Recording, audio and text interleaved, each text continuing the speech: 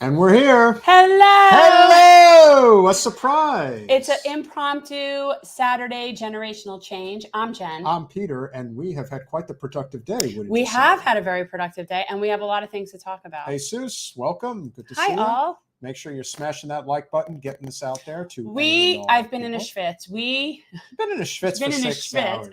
We were out canvassing today, so and then just decided to come do this. So we don't exactly. I'm not my usual more well-kept self. We're going to test out a couple. Like that. You don't like it? No, it's too big. It's touching your head. No, I don't like that. Well, we don't want it touching the hair. Not with all the effort you put into that. Because that's really, well, my hair's a little stylish today. My hair's generally stylish, but I decided to comb it in the other direction. What do you think? I find it a little unnerving, actually. Yeah. I'm not used to that. I was going to say it's the wrong way. You're going the wrong way. You're going to kill somebody! It's the how the hell way. would he know where we're going? So we have some interesting things to talk about. That one doesn't work. That Right? one definitely doesn't Peter's work. obsessively playing with StreamYard. That one's good. I like that. So is that okay? You go with that we one? I got a mail. The political mailers are coming in every day now. Like I get so many every day. And I got this one from DeSantis. This is the first family of Florida right here. Right? As of right now. As of right now, this is the first family of Florida. I just don't see anybody competing with that. Really don't see anybody competing with that. No, and after the video that I saw today, apparently one of the county commissioners in Palm Beach County, which is supposed to be a Democratic strong, well, it's not even a stronghold really anymore. It's just it's mildly blue. Probably like 10 points, but blue nonetheless. I mean, a stronghold would be Broward, and it used to be Dade. The problem is that a lot of things are changing, and in this case, when you have a Democratic county commissioner coming out saying, I'm supporting Governor DeSantis, not even bashing Charlie Crist. I mean, and then you could easily just say, oh, that person's just a dino. He's a Democrat in name only. No. I mean, it's like, I have nothing bad to say about Charlie. I'm just here to say that I think Governor DeSantis is doing a good job and I'm supporting him. And that's like, there are many Democrats that will support Ron DeSantis over Charlie Crist. I mean, I understand that you buy Jen. So where did we go today? We went to the Indie Craft Show and Bazaar at Revolution Live. And now why are you convinced that I won't like this? It's very sweet. Oh. Take a bite.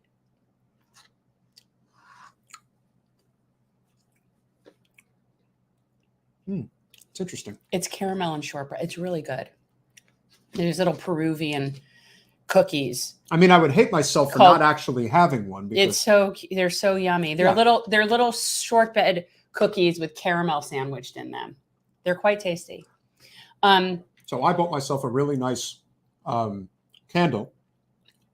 And I'm not going to say that I have an affinity for candles in general. But you do. If they smell good, they're really good. And in this case, the one that I got was a combination of pumpkin and caramel. I think it smelled like coffee.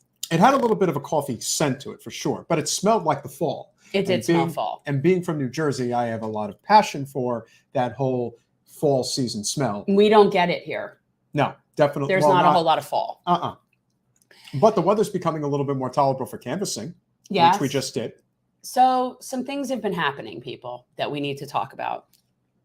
And this is something that, I mean, we've been talking about for a while, and some of you may know that I'm planning a 3-hour panel series called Deconstructing Zionism, where we're going to have 4 different panels. We're going to talk about the different issues, history of Zionism. We're going to do some 101 stuff so that we can all be looking at this from the same set of facts. 2 weeks from today. We'll be doing it. We have some really great guests confirmed already for that. Mm-hmm.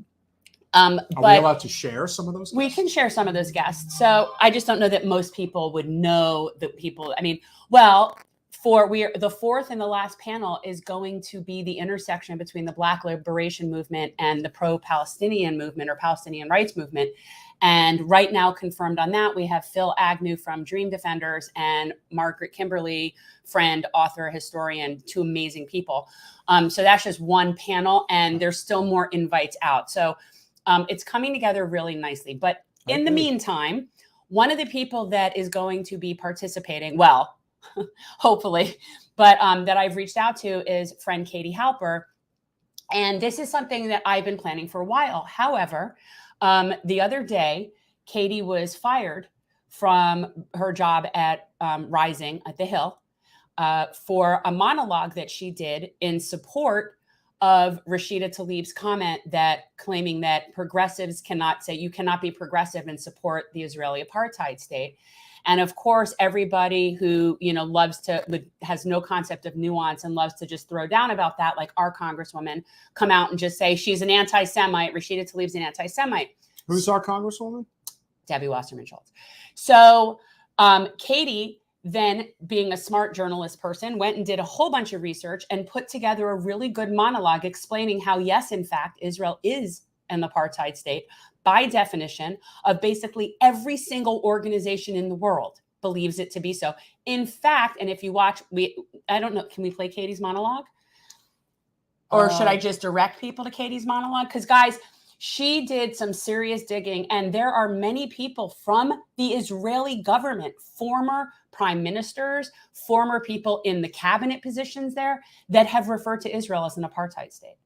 So this is not just, angry progressives or anti-Semites. This is a fact that when you have an ethnocracy, that there's going to be one group of people with different rights than another group of people. Hence apartheid. It's textbook definition apartheid. And they might not like that, but as Katie suggested, what maybe they should do is spend their time really learning about the issue to maybe figure out solutions that might help it, as opposed to just denying that it exists. So this is a problem, guys. So I don't know. I mean, like, if you want, we can play. Yeah. So guys, we're going to go ahead and play the monologue. This is the reason. This is the monologue. Katie will introduce it, but this is the monologue that got her fired from Rising, and they wouldn't let her put this up. And it was supposed to be, she was supposed to have like a very non-censored experience there. And yet this is what happened. So, and well, you have to know where the line gets drawn. Yes. And the line gets drawn Palestine. It's Except for Palestine, that's the name of Mark Lamont Hill's book. It's called Except for Palestine. And it's about how people are progressive, except for Palestine. And that's the truth. Because if this were happening any other place, most of these people would never tolerate it. So are we? Yeah. Yeah, it's happening. All right. So take us out. It's something that I wrote, delivered, and recorded at the Hill. It was then censored, and I was then canceled and fired. Representative Rashida Tlaib has been condemned by some over comments she made about Israel. Here's CNN's Jake Tapper reporting on what the Michigan Democrat said and the response it prompted. Democratic Congresswoman Rashida Tlaib of Michigan facing criticism today from what several of her Jewish colleagues have deemed anti-Semitic comments. Here's what Tlaib, the first Palestinian-American woman to serve in Congress, said at a virtual event yesterday. I want you all to know that among progressives, it has become clear that you cannot claim to hold progressive values, yet back Israel's apartheid government.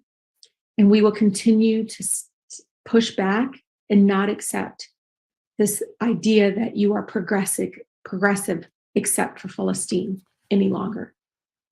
The CEO of the Anti-Defamation League, Jonathan Greenblatt, slammed the comments, saying that Israel does not have an apartheid government, and said that she should not be imposing a, quote, litmus test in a tweet, saying, quote, Tlaib tells American Jews that they need to pass an anti-Zionist litmus test to participate in progressive space.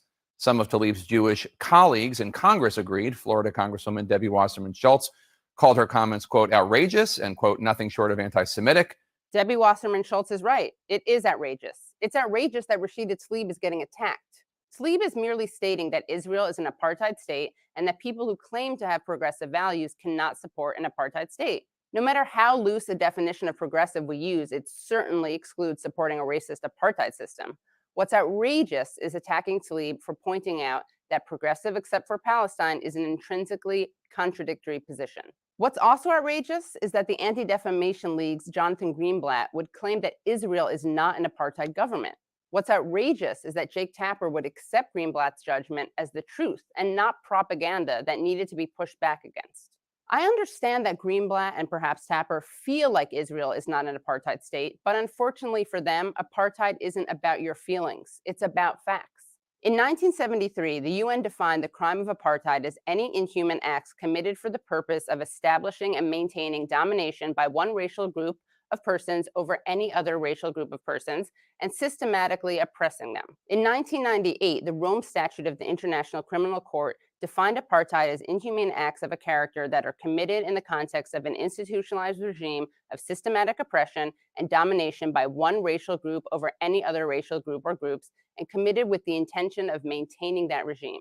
These inhuman acts include, among others, infliction upon the members of a racial group or groups of serious bodily or mental harm by the infringement of their freedom or dignity, or by subjecting them to torture or to cruel, inhuman, or degrading treatment or punishment, by arbitrary arrest and illegal imprisonment of the members of a racial group or groups, any legislative measures and other measures calculated to prevent a racial group or groups from participation in the political, social, economic, and cultural life of the country, and the deliberate creation of conditions preventing the full development of such a group or groups.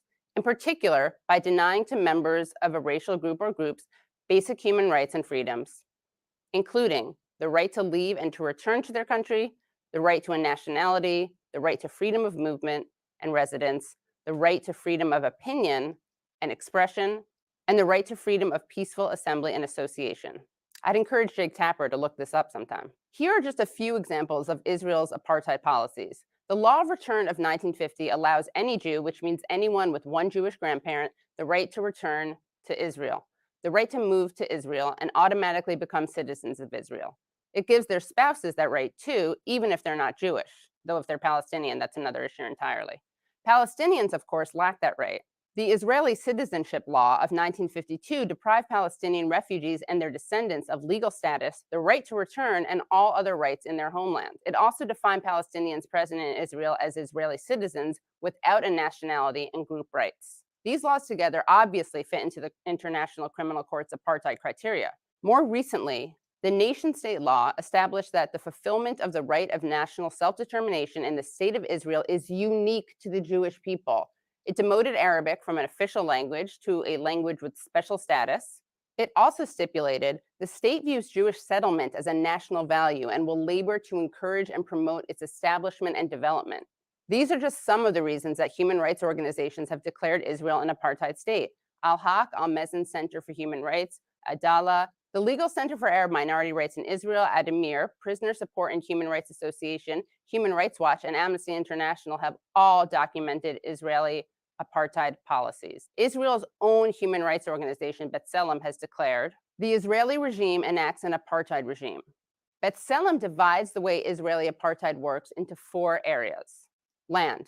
Israel works to Judaize the entire area, treating land as a resource chiefly meant to benefit the Jewish population. Since 1948, Israel has taken over 90% of the land within the Green Line and built hundreds of communities for the Jewish population. Citizenship. Jews living anywhere in the world, their children and grandchildren, and their spouses are entitled to Israeli citizenship. In contrast, Palestinians cannot immigrate to Israeli-controlled areas, even if they, their parents, or their grandparents were born and lived there. Israel makes it difficult for Palestinians who live in one of the units it controls to obtain status in another, and has enacted legislation that prohibits granting Palestinians who marry Israelis status within the Green Line. Freedom of movement. Israeli citizens enjoy freedom of movement in the entire area controlled by Israel and may enter and leave the country freely. Palestinian subjects, on the other hand, require a special Israeli-issued permit to travel between the units and sometimes inside them, and exit abroad also requires Israeli approval. Political participation. Palestinian citizens of Israel may vote and run for office, but leading politicians consistently undermine the legitimacy of Palestinian political representatives. The roughly 5 million Palestinians who live in the occupied territories, including East Jerusalem, cannot participate in the political system that governs their lives and determines their future. I was born in New York City. My great-grandparents and the family before them were from Eastern Europe. I could move to Israel today, buy a house, get a job, travel around with no problem. So could Jake Tapper and Jonathan Greenblatt. But a Palestinian like Rashida Tlaib can't even visit her family home in what is now Israel. This demographic tension is recognized by Israeli officials and politicians who have described their own country as an apartheid state. Former Attorney General Michael Ben-Yair wrote in 2002, "We established an apartheid regime in the occupied territories immediately following their capture. That oppressive regime exists to this day.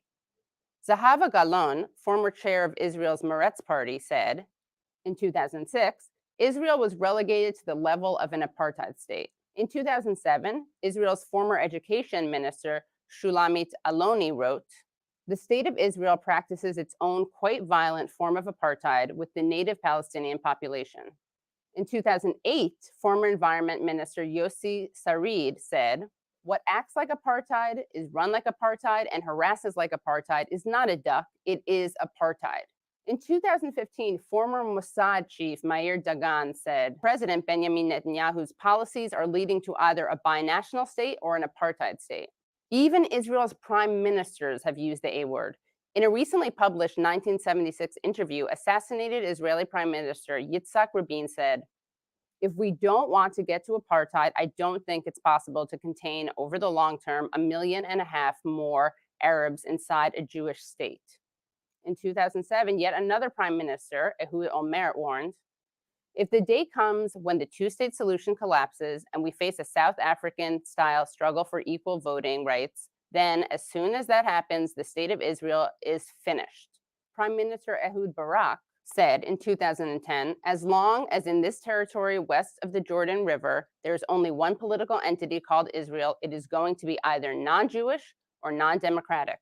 If this bloc of millions of Palestinians cannot vote, that will be an apartheid state." But there is no other standard more universally respected in defining apartheid, not the UN, not the International Criminal Courts, not human rights organizations, not Israeli prime ministers, than the people of South Africa who lived under the system of apartheid. After all, apartheid is an Afrikaans word. It means apartness. It was the official policy in South Africa from 1948 to 1994, allowing white South Africans in the minority to rule over and discriminate against the vast majority of Black South Africans. The definitions from the United Nations and the International Criminal Court come out of their experiences. In 1997, Nelson Mandela said, "The UN took a strong stand against apartheid, and over the years, an international consensus was built, which helped to bring an end to this iniquitous system. But we know too well that our freedom is incomplete without the freedom of the Palestinians." In 2013, Desmond Tutu recalled being struck by the similarities between what he experienced in apartheid South Africa and what he observed in Israel. "I have visited the occupied Palestinian territories and have witnessed the humiliation of Palestinians at Israeli military checkpoints, the inhumanity that won't let ambulances reach the injured, farmers tend their land, or children attend school. This treatment is familiar to me and the many Black South Africans who were corralled and harassed by the security forces of the apartheid government." Listen to South Africa's Minister for International Relations, Naledi Pandor, addressing the United States General Assembly just last week. "While we work to address contemporary conflicts, we should not ignore long-standing conflicts, such as that of the people of Palestine, which has been on the United Nations agenda throughout the 7 decades of existence of this organization. We cannot ignore the words of the former Israeli negotiator at the Oslo talks, Daniel Levy, who addressed the UN Security Council recently and referred to the increasingly weighty body of scholarly, legal, and public opinion that has designated Israel to be perpetrating apartheid in the territories under its control. To my fellow Jews, to my friends in the Democratic Party who want to support Israel and think of themselves as progressive, it is important to look at what Israeli law today does, what the lived experiences of Palestinians today means as defined under international law, and what our friends from South Africa have long pointed out. But we should not stop there. South Africans didn't just define apartheid, they dismantled it.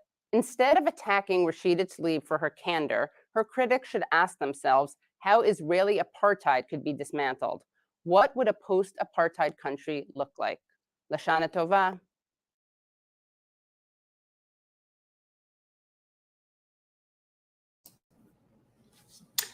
And that is from Katie Halper. And as you guys can see, she did her homework.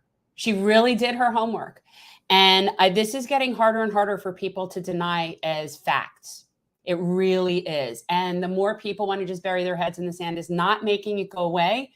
And in fact, I do think it's creating and leading to actual anti-Semitism. Because when people feel that their freedom of speech is being violated, which is basically what's happening in this country about the Israel and Palestine issue. 26 states in this country have anti-BDS legislation on their books, which means that the states are allowed to require people that contract with the state that they are not allowed to be participants in boycott, divest, and sanction. And that is a complete violation of our First Amendment rights. And that is something that's been happening. It is in 26 states have that right now. It actually might be more by now. And it's one of those things that's just being passed. And the fact that Katie was fired for wanting to put out truth should be very alarming to people. You know, now Katie in particular is going to be fine. She has her own podcast. She has a couple of podcasts. It wasn't like, you know, that was her main job, but it's very stifling. And I think that when people feel stifled, that actually will lead eventually to legitimate anti-Semitism. Thoughts? Where do you see it from the perspective of our Congresswoman Wasserman Schultz, who is not only somebody who is at the forefront of this issue, for whatever reason, this is the hill she will die on. This is the hill. I'm feeling like that myself, Debbie.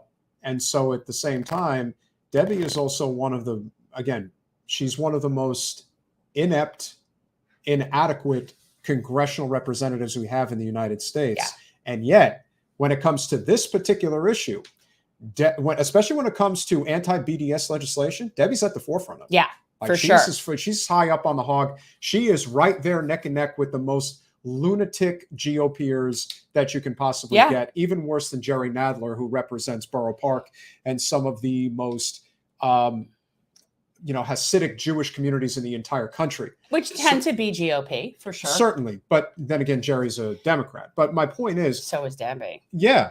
So again, I guess the question becomes, what is Debbie's motivation from your perspective? I think it's two things. One, I do think she was probably legitimately brainwashed and programmed by Zionist people, as was I. She's only 5 years older than me. So she's coming from being raised by the same generation that we weren't taught proper history. But at this point in her life, she's old enough where she has to claim responsibility for ignorance, especially when you're in a position that you have access to said information. So the information is there. So then the question becomes, does she purposefully ignore it, which I do think is very traditional older Jews tend to do, because to really think about it, it really dismantles everything.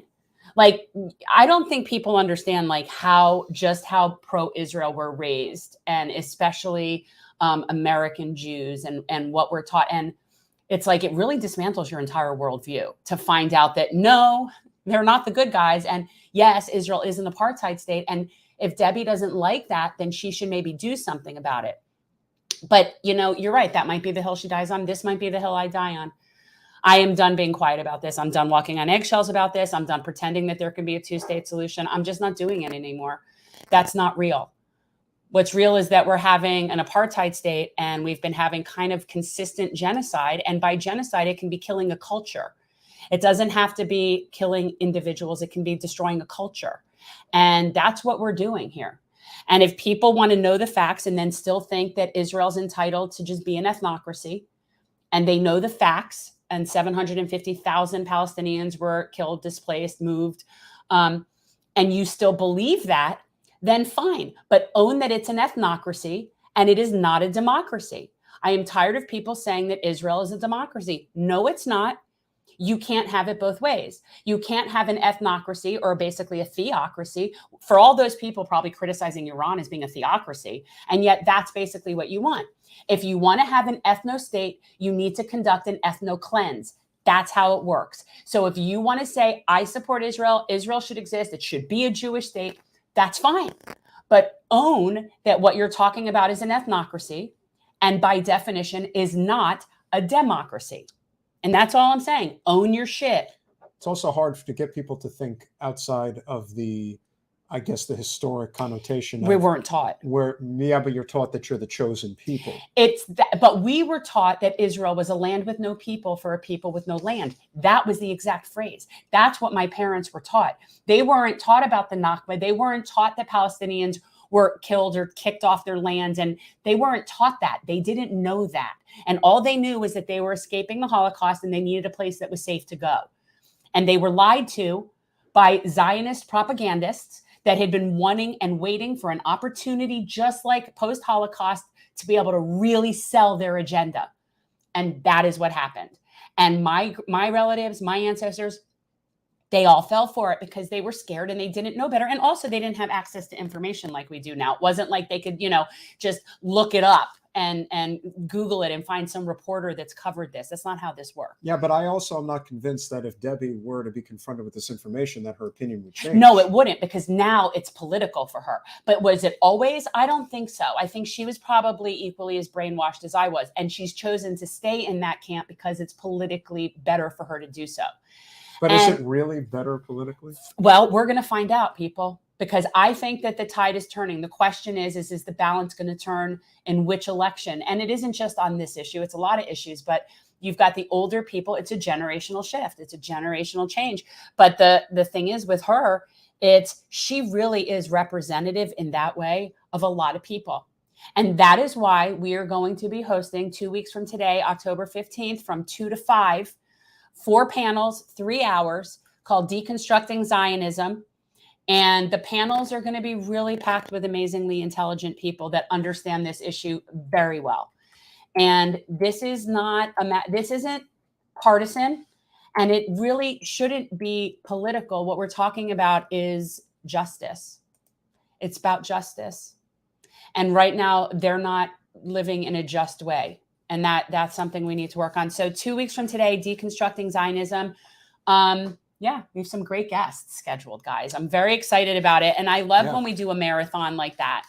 I'm really hoping, like, there's certain people that I'm hoping we can get that we don't have. So I'm not going to say for sure that we do, but we do also have amazingly good people that are scheduled to come on. And I'm very happy about that. Certainly hopeful that is going to be the case. Rabbi Brant Rosen, who is with, it's called Tzedakah Synagogue Chicago. And he is one of the rabbis that, a reformist rabbi, not reform, I want to say, does he go by Reconstructionist? I'm not entirely sure, but he is on the forefront of pro-Palestinian movement amongst rabbinical students and rabbis. And that's very important because this needs to be taught by the people who we were all deprogrammed. It makes it easier for us to bring other people over to understanding. It really does. I get where people come from. I've been to Israel. I went there for high school in Israel. I always thought I would send my kids on birthright. I was raised about Israel. So I very much understand. And it's been very, very difficult and very hard for me to accept a lot of the bad stuff. It really has, because I loved it there and I wanted to make Aliyah and I was going to move there. And that's what it's called. When you make Aliyah, you get Israeli citizenship. It's available to any Jew anywhere in the world at any time. And their family can all just go there and get citizenship. And that's a problem. You know what I mean? You can't say that you support it for that, but then you wouldn't support it for this country. Why can't anybody anywhere in the world just come here and get citizenship? So can't have an ethnocracy and a democracy. They don't work together. Yes, we can. It doesn't work, people. So either own that it is what it is, or think about ways to fix the problem. But stop yelling at people as anti-Semites for pointing out that something is a fact. That's all they got. They don't have anything else. But it's no different than anybody who screams, you're a racist, you're a misogynist, you're this and that. And again, that's when the argument goes out the door because you don't have one that's valid anymore. And so in this case, I've often tried to say that one of the biggest root causes of anti-Semitism is the actions of the most Zionistic Jews in the country and around the world, because they truly believe that they are ethnically superior to everybody else. And when that happens, you're going to get a backlash. People don't like that. Shocking. Yeah. People don't like bullies, and that's what it is. They're bullies. So I need to handle this.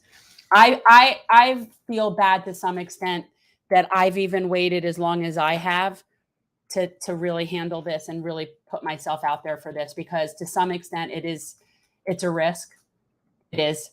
And I've been somewhat hesitant to really be out there with this because it definitely will affect my name.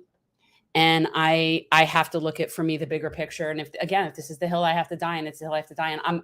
It is way more important for me to teach people what we now know and be better than it is for me to be politically popular. And that's just the way it is. Like, this is very important. And I don't think people understand that there's human beings being born into captivity. Yeah, I mean, again, this is a modern day, this is a generation later, but it is a modern day South Africa situation. Yeah, it's bad. It is what it is. It's really bad. It's very hard. And again, I know a lot of people would love to see Jen run against Debbie again. And a lot of people also need to understand that while the district lines have changed in a fairly significant way, I must say, as far as the amount of Jewish population in our district, for sure. I would definitely say that if Jen were to be doing this and plan to run again, if the district lines were current as to what they were in 2020, this would be a death knell. But I still feel like I have to take a stand on this. Like, I just do. I can't look at things like what happened to Katie and Rashida and not say anything. District lines are different, though, and they are different in the sense that it's we have less Jews, basically, and so we're feeling safer. It's not even that it's less Jews; it's that me. it's less. There's a the Miami-Dade portion of the congressional district is no longer with us anymore. They're no longer with us anymore. No longer a part of the district. No, and this is important. One of the communities within that particular area, there's two of them. One of them is Surfside, but I don't really count them because the population is very small compared to the main population of the district in Miami, which of course is Aventura. Aventura is the original North Miami Beach. It's been around for a very long time. It's one of the biggest Jewish settlements. Probably, I would say Aventura, for all intents and purposes, is the biggest Jewish settlement outside of Brooklyn, New York. And it is big. And also, it's impossible for a grassroots campaign to even reach it. Correct. So it's concrete jungle. Concrete jungle with constant, like, everything is gated or secure buildings. You can't canvass in Aventura. So the only way you can market there is TV or mailers, which is generally not the grassroots bread and butter. So it was hard anyway, but that we definitely, a bunch of that Jewish demographic was now eliminated from our district. But that's why this is not the cause of that. Like, does that make it so that this might not be something that totally prevents me from being able to win this district? Maybe. But this is important, and I'm just done. I'm done being quiet about this. I have an inordinate amount of family members that live in Israel. I have a lot of family members that are very Zionist and that send a lot of money to Israel and to building things in Israel and into the settlements. I have cousins that have lived in a West Bank settlement. My mother-in-law is very big into AIPAC. To even do that with a conscience, like, I don't. They're not taught. They're brainwashed. It's a propaganda. You know what? They're not taught this. What's going on? Think of it this way: it's the equivalent of the attempted, you want to call it a massacre? Katie, as of right now, is planning on being on one of my panels on our Deconstructing Zionism. I mean, again, when you're talking about guys, make sure you're smashing the like button and sharing this and getting it out there, please. Yeah, really Katie's probably going to be on my second panel. What this is it's the equivalent in many ways of the genocide that is being attempted in Flint, Michigan. Again, the goal to poison the water supply in Flint, Michigan is very simple. They want to get people out of there so they can redevelop the area. They don't care about the people who live there because the people who live there are predominantly poor, white, and overwhelmingly black and brown people. They much more care about the value of the property. That's all that matters. And that's the same thing in the West Bank. Same thing. Prime real estate, baby. And they want the Jews to have all of it. But they do things out there. People don't even realize this. There's actually a settlement in the West Bank. I cannot remember the name of it. I'm sure Rania would know off the top of her head. But where literally they built an Israeli settlement literally on top of a Palestinian village. So their sidewalks are grates and they drop their trash and their sewage into the Palestinian village that's below them. They literally built it on top of a Palestinian village. I cannot remember the name of it. I swear this is a thing. So, like, and again, this isn't a question of Israel existing or not. That is the argument that the Zionists are going to use to say, oh, you just don't believe that Jews have a right to exist. No, we believe that Jews and Palestinians have a right to exist. And unfortunately, one side doesn't believe that that is the case. And that is a big problem. And again, this is partially, again, this is a race war. It is, but I'll tell you what the problem is they want to have their cake and eat it too. And this is something that people ultimately have to understand. You cannot have an ethno-state and have other people in it that are not of that ethno and then also be a democracy. You cannot do that. By definition, ethnocracy means you have to be the majority. And the reason that they get to stay a majority and they keep it that way is by subjugating and oppressing the minority group, which otherwise would be a majority group, at which point Israel wouldn't be able to be a Jewish state, which is why they won't allow Palestinians the right to return. They actually there's a phrase that they use called mowing the lawn. And they have to mow the lawn every once in a while. And that's when they generally ramp up bombings and stuff, like they went after a group of Palestinian resistance groups that were nonprofit organizations that were the people there that are basically like us, but there, and they bombed their buildings. And it's like, that's why I'm not convinced at all that the bombings that are being laid at either in Jerusalem or Tel Aviv is ever coming from the Palestinians. I believe that this is just a war of attrition where the Israelis conducted against the Palestinians, and then you have the shadow government groups that conduct these psyops where the goal is to make it seem like the Israelis are being attacked and they're just responding, which of course is not true. Well, no, and the Palestinians do fight back. The problem is, it's just like you're talking about a situation that is just so disproportionate. It's not, it's apples and oranges. We're not in the same universe. And no, they do fight back and they do things. But here's the problem. And I have had more Jewish people tell me, but they build these tunnels because they want to come and kill the Jews. And here's the thing. They do build tunnels. They very well do build tunnels. I have two things about that. One, if I were being locked into somewhere and my only way out was digging, I might dig a tunnel too. And also, if my captors were keeping me incarcerated just by my mere birth of being born, let's say in Gaza, yeah, I might want to dig tunnels and go hurt them. I might. But this is something that people think. They think that when you give the oppressed people their freedom, that they're going to come and treat you the way you treated them. And that's not the case. That's not the case in this country with Black people. And it is not the case in Israel with Palestinians. But that's what they think. They must want to kind of kill us. You know why you think that? Because you know you've been so shitty to them that they might want to come and hurt you. But I got to tell you, I want to say it's like 40-something% of the people in Gaza are under the age of 18. Do you think those kids are going to grow up and love the USA? So in 10 years, 20 years, when you have a whole new rash of complete like anti-USA terrorists that want to come after us, you got to wonder, maybe if we breed people in captivity, don't let them leave, don't give them clean water, don't give them power, only give them enough food so that they don't die, and we just keep them subjugated their whole lives, maybe that'll anger some folks. Maybe that'll make them want to fight back with whatever means they have. It's by any means necessary. And you know what? Good for them. Good for them. And shame on our Congresswoman for stoking the fire even worse. Well, she always does. That is not anywhere near anti-Semitism. What you are is an Islamophobe and a bigot. So that's the thing. But again, for somebody who has been in bed literally and figuratively with payday lenders, the scrounge of the earth, the people who literally take the most advantage of people struggling in communities trying to survive. It's bad. Debbie's bad. I don't love talking about her at all. I really don't. Like, I wish I did.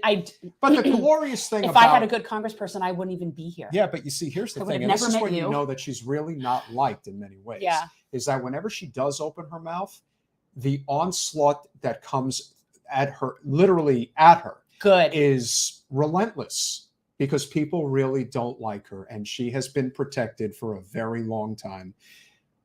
We'll see what happens going into the next election cycle. We have one more story we want to cover. What do we want to cover? We want to cover the fact that, oh man. Oh God, we have to talk about Joe? Got to talk about Joe. I don't want to talk about Joe. Do we still have a president? We do, apparently. Sleepy Joe? Sleepy Joe. Sleepy Joe. Well, he's really sleepy because he don't want to fight for it. But as it turns out, no surprises here. We are really stuck in a very bad predicament where, unfortunately, our current Unbelievable. president is Unbelievable. backing off of On the student 10, debt. on that 10,000, what was means tested $10,000. At least 4 million people will now no longer get their student debt canceled.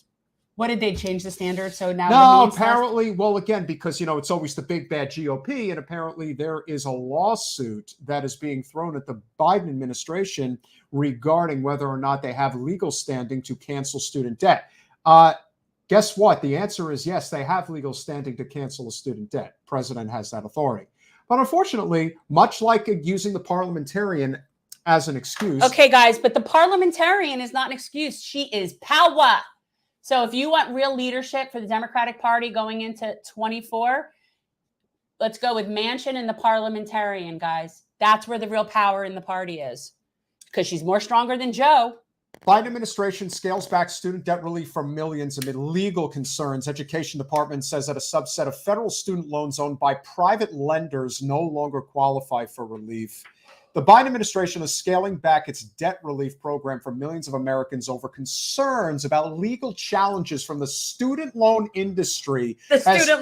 Which is, that is investment banks, Wall Street banks. The student loan That's industry. code word for student loan industry. That is code for Wall Street banks. That's what that is. Student loan industry. As well as a new lawsuit from Republican-led states. So let's continue the divide. Continue the divide. It's a Republican's problem. In a reversal, the Education Department said on Thursday it would no longer allow borrowers who have federal student loans that are owned by private entities to qualify for the relief program. Who the hell do you think? Who do you think private ownership is? That's Wall Street banks. That's exactly what we need him to do. Like that, the fact that he's saying we can't do it because of them, that's exactly why he's the one who can do it. It's because it's them. These are student loans for public universities owned by private nonprofits and corporations. That it is so they are so bad at this. They are so bad at this. The student loan industry. The administration had previously said those borrowers would have a path to receive up to $10,000 or $20,000 of loan forgiveness. Sorry. That ain't happening anymore. Well, look, to be honest, it was never good enough anyway. No. Okay. But yeah, for that one person who maybe that would be a chunk of their debt, that is huge.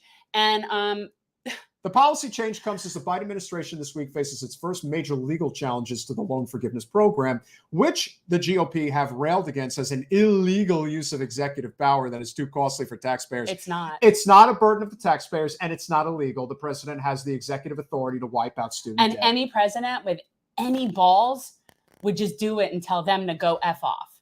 He would. On Thursday, a group, you better believe, if there was one thing I can guarantee you, if Bernie was president right now, he would tell them to go screw yourself. He would. On Thursday, a group of 6 GOP attorneys general sued to block loan forgiveness. The states of Arkansas, Iowa, Kansas, Missouri, Nebraska, and South Carolina asked the bastions of great education. Lindsey Graham just wasn't having any of it. And bastion of great education, those places. I made sure that I paid my student debt. They make sure to keep, they want to keep their people as uneducated as possible. Absolutely. And my God, I mean, talk about, I mean, Arkansas and South Carolina in particular, talk about 2 of the lowest educated. And you know who else is down there? That would be us. Yeah. That would be us, and yet we're one of the richest states, and yet Florida is right down there with Arkansas and Mississippi or whatever, Missouri, West Virginia, and those are terrible. Asked a federal judge to strike down the debt cancellation program, arguing that it's illegal and unconstitutional. Again, a lie. The student loans that are guaranteed by the federal government but held by private entities, again held by Wall Street banks, account for a relatively small and shrinking subset of all outstanding federal student debt. So now what you're saying is that you're just trying to find an excuse not to cancel student debt because you don't actually want to do that. Does he not understand how much this is going to kill the Democrats in the polls? I don't care. Did they not get that? They don't. I just don't think they care. They probably don't, but I'm just saying Does he look like he knows anything to you? Oh, come on, man. They compromised just several million of the roughly 45 million Americans with federal student loans. But there are significant business interests that depend on the federal. Gee, who would have guessed but there are significant business Business interests that interest. depend on federally guaranteed loan program. A wide range of private lenders, banks, guarantee agencies, loan servicers, and investors. Yeah, imagine investing off of people's suffering. I got to tell you, that industry is widely seen both inside and outside the administration as presenting the greatest legal risk to the debt relief program. Again, there is no legal risk. So basically what he's saying is his real constituents, which are these banks, these in this student loan industry, that's his constituents, is infinitely more important to him than the people who owe the money. That's all he's saying. He's saying that those interests matter more to me than the interests of the students that are being squashed by debt. Many of these companies face economic losses when they lose borrowers who convert their federally guaranteed loans into new loans that are made directly by the education department through a process known as consolidation. I consolidated. Yeah, those poor Wall Street banks that just can't catch a break. I consolidated. Administration officials said when they announced that the debt relief program in August that borrowers with federally guaranteed loans should consolidate their loans in order to receive loan forgiveness. Not a bad idea. The Education Department said Thursday that borrowers who already took those steps to receive loan forgiveness would still receive it. Okay, one little benefit. Better than nothing, I guess. The agency said it would still provide debt relief to borrowers who have applied to consolidate into the direct loan program prior to September 29th. But the department said that path is no longer available to borrowers after the new guidance. Shameful. Our goal is to provide relief to as many eligible borrowers and quickly and easily as possible. And this will allow us to achieve that goal while we continue to explore additional legal available options to provide relief to borrowers with privately owned FFEL loans and Perkins loans, including whether FFEL borrowers could receive one-time debt relief without needing to consolidate. You know how they could do that, though? They could just pay the loan. They could. See, that's the thing. Maybe, let's say you're right, that you legally couldn't cancel them. Let's say that's, okay. So then why can't Joe just pay them? Why can't he just pay them off? Look, man, come, not that I want to help. Because that we could do, too. Let's get Steve Grumbine on here and how he could talk about, if you want to call it that, if you want, then just have the federal government move the little dollar sign, the little decimal point over on the computer and let them pay off the loans. Joe Biden's got a lot going on, man. Oh my God. Corn Pop was a bad dude. Corn Pop. Yeah. All right. We need Corn Pop right now. Wrap this story up. The lawsuit filed in federal court in Missouri is based in part on theory that the states are harmed directly by the Biden administration taking steps to forgive federal student loans held by private entities. Again, bullshit. I don't see how that affects those states. For example, in the lawsuit, Missouri Attorney General Eric Schmidt argues that the Missouri Higher Education Loan Authority, a quasi-state entity, which owns and services federally guaranteed student loans, faces economic harm from the debt relief program. Again, not true. Nebraska Attorney General Doug Peterson argues in the lawsuit that some of his state's pension fund is invested in Are you kidding me? They're just making stuff up. They're making shit up. This is crazy. The pension fund is involved in this? How is that not a conflict the of lawsuit interest? says the Biden relief program could cut in half the size of that market and hurt the state's investments in it. Let me explain something. We don't do things based on complete hypotheticals. No. Like this would not be allowed as an argument in court. It would be like too speculative. You know what I mean? Like this is just sort of like, okay, maybe this could happen. Okay, well, maybe a lot of things can happen. These are not valid arguments. Some of the other states, however, argue that the entire student debt relief program, not just the federal guaranteed part, will cause them economic injury. They argue they'll face lost tax revenue as a result of Biden's student debt relief program for all types of federal student loans. The Education Department spokesperson said the policy change would affect only a small percentage of borrowers. The most recent federal data as of June 30 shows there were 4.1 million federal borrowers with 108.8 billion of loans held by private lenders. You scumbags. I just want to point out that they go with, it's the Education Department spokesperson. They don't name somebody. There's no name. Yeah, so none of this information is actually attributable to a human being. No. And I think that's very telling. Administration officials argued that the policy change would directly affect far fewer than millions of borrowers because a large share of the borrowers were never set to receive the relief in the first place. And the fact that we have this debt is a joke. Some 1.6 million borrowers with privately held federal student loans also have a direct loan, according to an administration official. Those borrowers will still be able to obtain debt relief of their direct loan, the official said, though it is possible they will receive less overall relief. Yeah, not a surprise. Okay. So another 1.5 million borrowers have a certain type of privately held federal loan, an FFEL consolidation loan, would have faced a complex process for making their loans eligible for relief, according to an administration official. Again, an administration official. Can't put a name to it. Combined with some Love additional that. drop-off for borrowers who exceed the income limits of the program, administration officials argue that only 770,000 borrowers would be directly affected by the policy change. Like, they're throwing that number out there like that isn't a significant number. 770,000.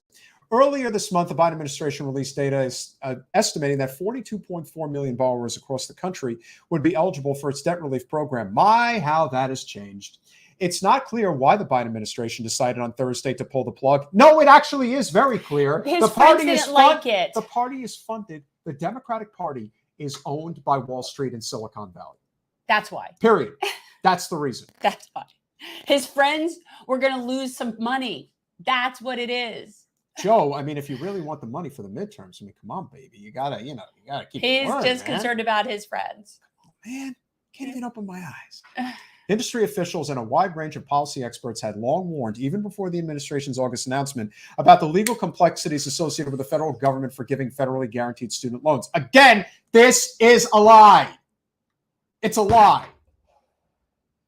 It is executive authority. They're allowed to put this out, and yet Katie gets fired for telling the truth. This is Julian a lie. Assange gets prosecuted for telling the truth. Up This is a lie. down, left is right. It's bizarre. Top education department officials, again, no names, No and names. industry groups had for weeks been negotiating a compromise deal Top in which the companies were education department officials. compensated for their losses as if they haven't made enough profit already and would avoid suing the administration over the issue. Those discussions had not yet produced a deal, but the administration signaled on Thursday they would continue negotiating. The Education Department said on its website Thursday is assessing whether there are alternative pathways to provide relief to borrowers with federal student loans not held by the Education Department, including FFEL program There loans are. and Perkins loans. Pay them. And discussing with the private lenders. That's how you do it. Pay them. The beautiful thing about this particular story is really simple. Joe doesn't actually want to cancel student loans. No. Joe doesn't give a crap The about student idea loans. that one lawsuit has come down the pike to try to stop this from happening, and Joe's response is, okay, we won't cancel them. No balls. Which is, the truth is, it doesn't serve him to do it. So this is the kind of thing, it's Mick resistance. We're going to pretend like we give a crap, and then we're going to say that, but the mean Republicans won't let us. It's the same as blaming Joe Manchin or the parliamentarian. They just blame somebody because they don't really want to do those things anyway. So, do I have to what grossness suits me? Look, here are the facts, man. I mean, I don't really have any authority to do anything. We know that. You don't have the brains to do anything, Joe. It's not good. Come on, man. It's almost bedtime. Yeah. Gotta get fed. Gotta get up in the morning. It's just not good. Kids shouldn't have taken out the loans, man. When I went to college back at the University of Delaware, you know how much I paid per semester? Yeah, Joe. $300 a semester. Right. You know how expensive that is? No. You know what the minimum wage that you could live on it back then, Joe? People could live on the minimum wage. Yes, because it was livable. That's the problem, Joe. It's just these greedy kids, man. No. They want a free lunch. Lunch costs a few bucks. There's something called student lunch debt. It's time to pay the piper, and they got to pay the There piper, is something man. called student lunch debt. That's right. If you can't afford to pay your lunch, you got to go into debt and pay it later. Oh, my God. You know that no other country has that. No other country has that. Student lunch debt. Not that I don't care about these kids. It's embarrassing. If they get themselves into trouble, I can't help them, man. That's on them. You got to pick yourself up by your bootstraps. Mm-hmm. I did that. Yeah, that's what you did. That's right. That's what I did. I got hairy legs, man. Oh, it's so gross. It's so stop. I'm glad my hair is pulled back because that's like I needed you in my hair. So gross. But we're totally gonna cancel the debt, man. It's just not gonna come until after the midterms. That's what they tell me. So if we just vote blue. So if we You just got to get out there and vote for the Democrats, man. That's gonna solve the problem. Just get out there, make sure that you vote for us. You know, my friend Bernie, he just keeps doing what I say. Oh God. Did I ever tell you that Corn Pop was a bad dude? I don't want to talk about Corn Pop. No, he's a really bad dude. He's all right, Jen. I'm gonna level with the American people here, all right? The real reason we can't get anything done is Corn Pop. That's the real reason. That's the real reason. I really thought we should go with Mansion Parliamentarian. What do you think about that? What do you? I think that's a great idea. I think that's a wonderful idea. I think Joe, are you going to endorse Mansion Parliamentarian for 24? Sure, if that gets me away from having to run again. Yeah. Okay. So there you have it, guys. Joe endorses Mansion and Parliamentarian for the 24. The only place I'm running is to the lunch hall to get my Jello pudding, and then I'm running to take a nap. See, Jello pudding. That's like Bill Cosby. Seems like your kind of guy. Remind me again how I became president of the United States. Yeah, there was COVID. Oh, right. Yeah, that thing. It was COVID. That's why you became president. And if you didn't vote for me, then you ain't American. Oh, good God. So somehow I'm still here. And yeah, it's not. You see, you're not getting any student loan. This is your next president, Joe, right here. Oh, that guy's. Yeah. He's good. Yeah. He's really good. I don't know. No, you're not supposed to like him, Joe. Oh, right. No, you're not supposed to like him. No, Ron DeSantis is a bad dude. He's like Corn Pop. He is like Corn Pop. Yeah, but the problem is that the Democrats don't have a good challenge for him down here. Man, we don't have anything, man. I can't even give anything away. I'm trying. But, I'm not really the president. I'm just there. And you're here. All right. Let me give you one smell. Just one. It's so gross. Okay. All right. It didn't work. All right. I thought I could get away with it. It didn't work. But I'll see you guys. Is Corn Pop behind all of the corporate owner-donor bribes? I think probably. Probably. It's all Corn Pop. Yeah. It's really unfortunate, but yeah, that is the president we have. And he's not doing anything. No, he's not. He's just not. He's not. Well, he's not willing to challenge his wealthy friend. Joe messed up. You have vanity issues. Joe messed up my hair. You have vanity issues. Look at me. I'm like post canvassing. I have my hair in like a half pony bun thing because we like, let's do a live. I'm like, okay. And of course he goes in to fix his coif. What do we have coming up? I don't know. What do we have coming up on Monday?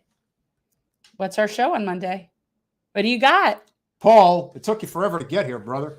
Looks like we've had some good people show up today. We really appreciate you all smashing that like button, subscribing, making sure that you get this out to a lot of people. Because again, it's really important, man. Yeah. And so, guys, we don't normally do Saturdays, but Paul, if you're late, we did talk about that 2 weeks from today. I'm going to be hosting. We're hosting a series of panels called Deconstructing Zionism. There will be 4 panels over 3 hours, and we have some amazing guests planned. And there's going to be some really good subjects. We're going to talk about everything from like the actual history of Zionism, the conflation between Judaism and Zionism. We're going to have a media panel that talks about how the media covers Israel and Palestine. We're going to have a political panel that talks about what AIPAC and the Democratic majority for Israel are doing to our political system, and how Zionism impacts our domestic politics. And then there will be a 4th panel that is going to talk about the intersection of the Black liberation movement and Palestinian oppression, and how those things kind of work hand in hand. So there's some really great people that we already have secured for some of these, and it's going to be really great. I'm looking forward to it. As you guys know, we appreciate your support. It means a lot. And of course, we are out there supporting local non-corporate candidates, which is a big thing. Lord knows we need that down here. And if you are so inclined, please go to patreon.com/generational change. For as little as $5 a month, you can support our wonderful show. This is who we are canvassing for, Nick Sortel for mayor, because he doesn't take that sweet developer money. Because he's just a nice guy who wants to represent his community and really cares. That's why. And the current mayor is someone who seems to just care about herself and some developers. Now, if you are inclined to become a $10 a month Patreon, we do have this wonderful Mansion Parliamentarian bumper sticker that we will send your way. Can you? Oh, here. Yeah. There. And you also get the Lulu sticker. And I keep forgetting to bring some in here, but the Lulu stickers are adorable, guys. So, Yeah, we're really hoping that anybody support us, get the stickers. And it's really just to support what we're doing, which is community service and nonpartisan, non-corporate candidates. And if you do not want to put your credit card on the file and constantly be billed once a month, we understand that. So please go to Cash App, $GenChange, and chip in whatever you can, because any contribution really does help. And again, we do have our show coming up on Monday, regular time, 8 p.m. Although, no, actually, I think we're going at 7:30 p.m. on Monday. We are going to have Saru Geronimon, I think is how you say it. She is the president of One Fair Wage, which is a national living wage, which is what I support, because we should definitely be more like countries that give a damn about their workforce and less about having people on the government dole. If you care about less welfare, then you should be caring about a living wage. Bottom line. I think you would agree with that. Yes. And then on Wednesday, we already have scheduled a wonderful candidate running for Congress, Odessa Kelly, running in Tennessee's 7th Congressional District, which represents the greater Nashville area, a lovely place, I must add. So we do have some good guests coming up, maybe some surprise guests. Lord knows we're going to have to get our good friends Jordan Chariton and Steve Grumbine on the show again really soon, because it seems all this wonderful information that keeps getting out there about the things that the Biden administration can and can't do is a crock of you-know-what. So that is what it is. We appreciate you guys checking us out this evening. I know you're going to enjoy this content. If you haven't seen it yet. Goodness. Right. Oh my goodness. Mia Suarez, you look just unbelievably gorgeous. Love. You know, we're live. I know. I'm sorry. Yeah. Well, Jen is probably hungry. Fawning over my friend's daughter's homecoming picture. Oh, that's lovely. I know. So that said, we appreciate you guys. Hope you like the new generational change box in the corner. Why you went with the box? You like the box? It's always been a possibility. It could have been a good one. I've got funky hair. You are so like self-interested. Not really. Yeah, you are. Look at you. I just don't want to all look about silly. your hair. I feel like, look at me. I look like I've been canvassing in a schwitz. Katie Halper is awesome. Joe Biden, not so awesome. Why? What are we saying about? I'm talking Katie right now. Okay, great. Well, send Katie my best. And we appreciate you guys. Make sure to like, subscribe, comment, do all that wonderful stuff that really helps us get out there. We hope you enjoyed the live stream. Paul, great to see you. Karen, Brenda, Jason, Emerald, Michelle, Mutineer. Interesting comment. We really appreciate you guys. For sure. I can't say that I've seen that, Paul, but I guess now I'm going to have to check it out. So, are you talking about Chris Pine? He's talking about Chris Pine. I'll take that as a compliment. Yeah. Thank you very much. So, with that said, thank you guys. I have a stepbrother-in-law that really looks like Chris Pine. Lucky him. Have a great night. We'll see you Monday.